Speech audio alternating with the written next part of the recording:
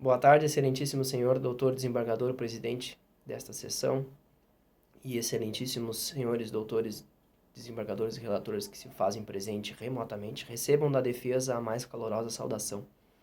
Ilustre representante do Ministério Público de igual forma e eventuais serventuários de justiça. Excelências, o presente habeas corpus tem como fundamento, basicamente, o não preenchimento dos requisitos do artigo 312 do Código de Processo Penal.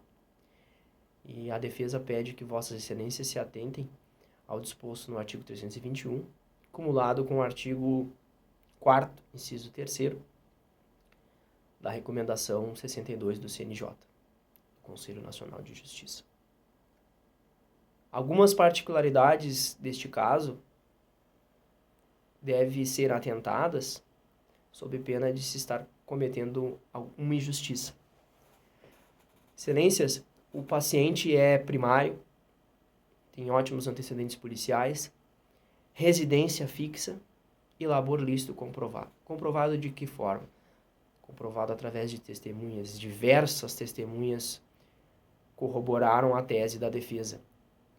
Qual seja, Maico exercia atividade autônoma no ponto de táxi, em nenhum primeiro momento, de propriedade de sua genitora, dona Gersi, e após a sua prisão, exercia labor lícito no táxi de seu irmão, situado no ponto do supermercado IMEC, denominado ponto da IMEC.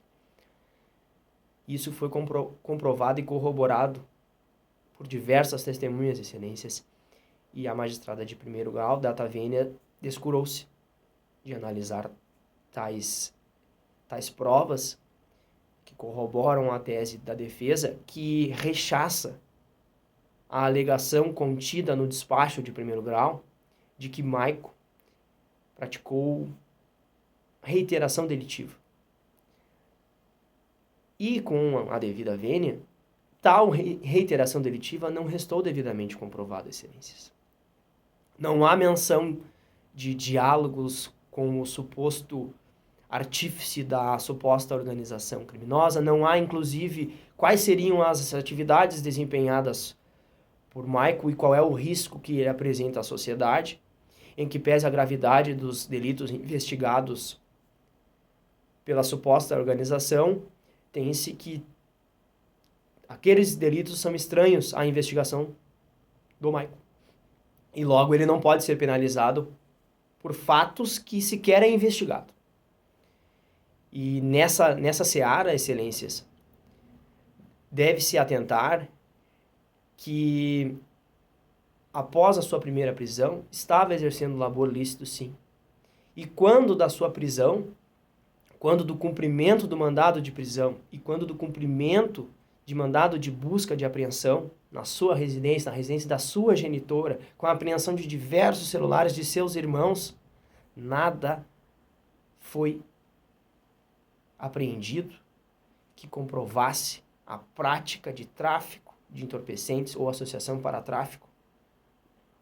Não foi apreendido entorpecentes, não foram apreendidos valores significativos. Logo, a tese de primeiro grau deve ser rechaçada. Não houve a reiteração delitiva. Não há nada nos autos que comprove isto, excelências. E cabe a vossas excelências reformarem tal decisão. É o que a defesa desde já requer. Deve ser atentar também que os outros requisitos, conveniência da instrução criminal, não há o preenchimento, jamais ameaçou prejudicar as provas que possam ser futuramente produzidas. A aplicação da lei penal, possui residência fixa.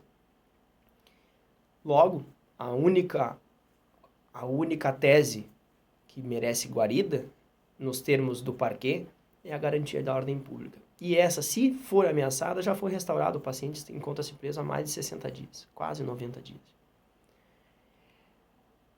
Um paciente primário, com residência fixa e labor lícito. Vossas Excelências também devem atentar que a própria magistrada de primeiro grau, quando do decreto prisional de diversos investigados, assim ponderou.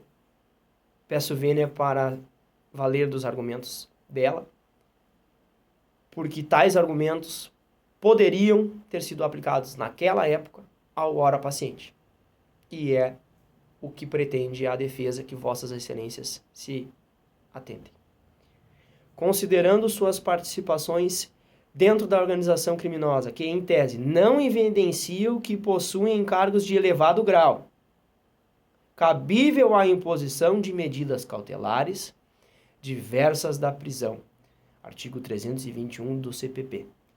Considerando também o artigo 4º, inciso 3º, da recomendação número 62 do CNJ, que orienta que novos decretos de prisões preventivas devem ser em casos de máxima excepcionalidade, observado o protocolo das autoridades sanitárias. Ora, excelências, tais argumentos deveriam ter sido aplicados ao ora paciente, por tudo que padeceu, por tudo inclusive que restou robustamente comprovado nos autos. É o que a defesa pleiteia. Nesse sentido, a magistrada imputou risco de reiteração delitiva do imputado autor do fato, do ora paciente, que é primário. Descurou-se também de que não houve a apreensão de entorpecentes e de qualquer indício que demonstrasse a prática de tráfico de drogas por parte do paciente, quando do cumprimento de mandados de busca e apreensão e de prisão. Além disso, excelências, deve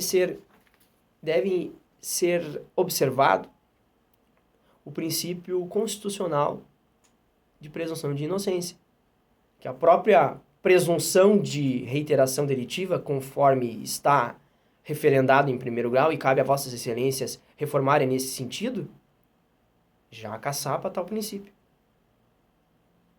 Mas, acaso não considerado dessa forma,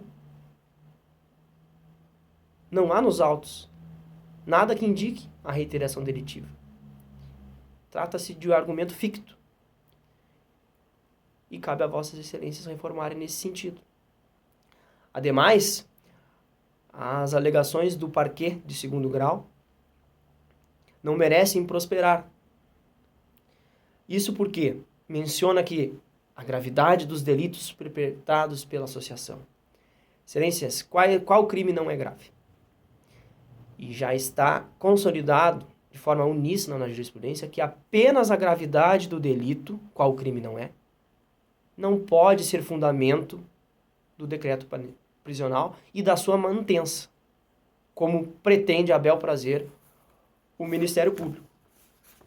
Além disso, excelências, deve-se atentar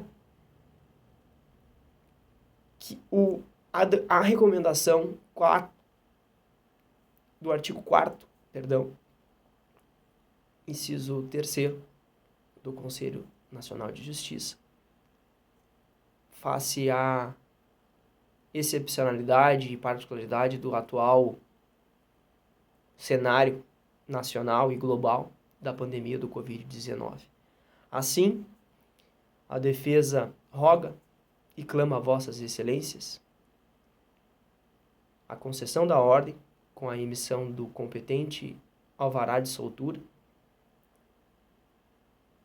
como forma de meritória justiça, e agradece o tempo despendido por vossas excelências e deseja a todos um bom trabalho. Muito obrigado.